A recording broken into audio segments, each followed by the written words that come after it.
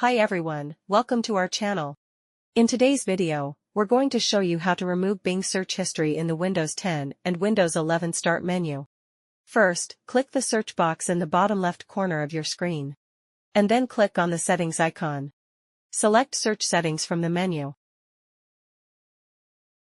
In Permissions and History window, scroll down to find Microsoft account under Cloud Content Search section.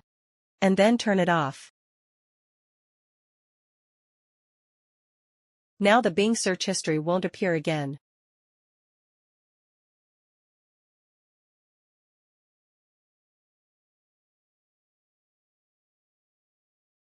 If you want to clear all search history in Start menu, back to Permissions and History settings window. Scroll down to find History option. Here you can toggle the history off. Or click on Clear Device Search History to clear all search history. This will delete all the search data stored by Windows 10 or 11. And now you've successfully cleared Bing search history in your Windows 10 or Windows 11 Start menu. If you found this video helpful, don't forget to like, comment, and subscribe for more tips and tutorials. Thanks for watching.